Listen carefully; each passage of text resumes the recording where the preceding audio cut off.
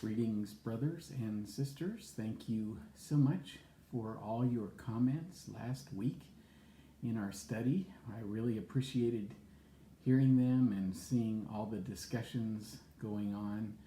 Today we are considering Galatians 4:29 through chapter 5 and verse 1. And 4:29 says, "At that time, the son born according to the flesh persecuted the son born by the power of the Spirit. It is the same now." And if you think about that, I know some of you right now are being persecuted in this same way. People are telling you that you must do this or do that in order to be right with God, and if you don't bother coming here.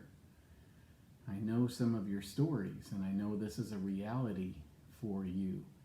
Some of you may still be trapped in sin because those guiding you have a do this and do that law mentality. And remember, law is the power of sin. So let's ask this question and think about this. Why do those under the law persecute believers in Jesus?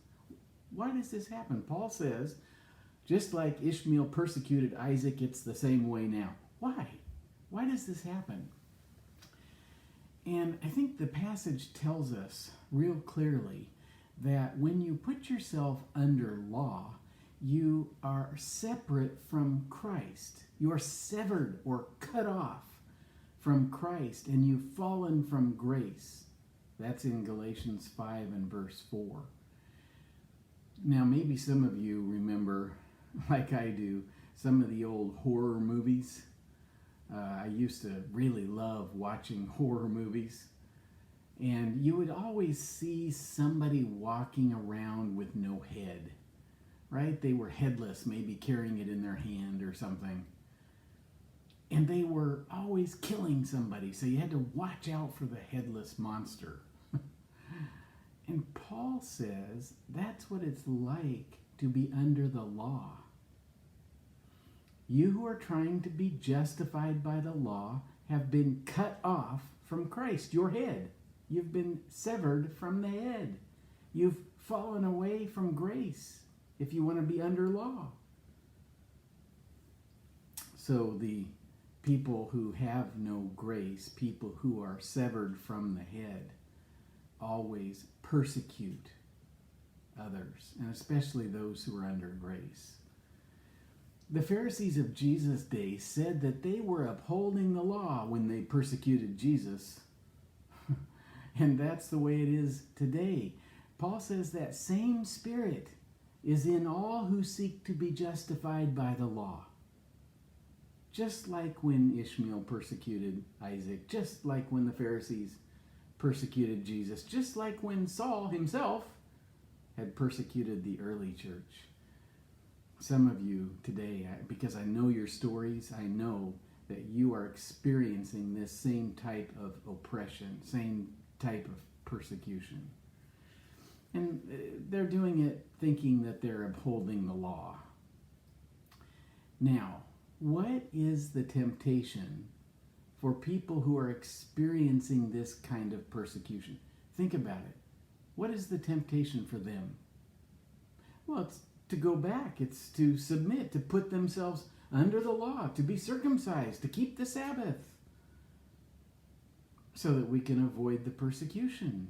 We go back to the burden and the bondage and the slavery of the law. Now, this is why Paul writes chapter 5 and verse 1. It is for freedom that Christ has set us free. Stand firm then, and do not let yourselves be burdened again by a yoke of slavery. The law can be summarized by 3 words: burdened, yoke, slavery. Paul calls us here to remember that Jesus' body was nailed to a tree to free you from the curse and the penalty of the law and the power of sin. Christ has set you free. It is for freedom that Christ has set you free. He's saying Jesus freed you from guilt under the law. He freed you from all condemnation. Look to the cross to see that Christ is the end of the law for righteousness. Romans 10:4. It is for freedom that Christ has set us free. Think about this for a minute. You are free from judgment.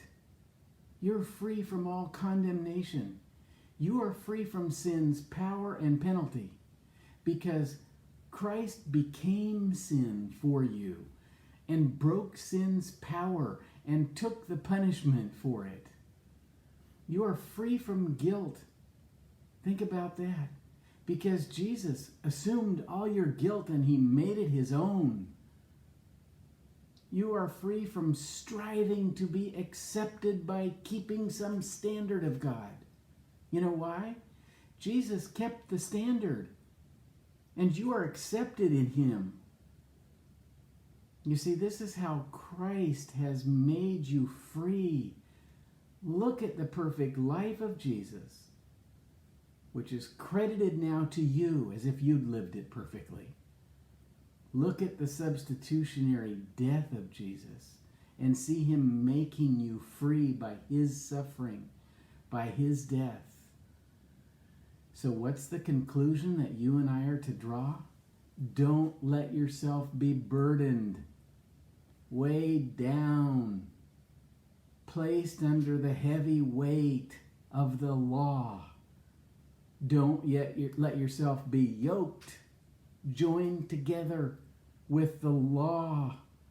Don't let yourself be enslaved. He whom the Son sets free is free indeed. Don't let yourself be burdened, yoked, or enslaved, because the Son has made you free. In other words, Jesus calls us to live like gospel Christians, not like old covenant Jews. Live in the freedom that Jesus died to give you. Don't allow others, no matter how well-intentioned they are, to put you under a burden, under a yoke, or in slavery. Burdens and bondage equals law and slavery. The gospel of Jesus Christ equals freedom. Stand firm in the freedom that Jesus died to give you. Stand firm. Let's honor Christ and his cross and stand firm in the gospel.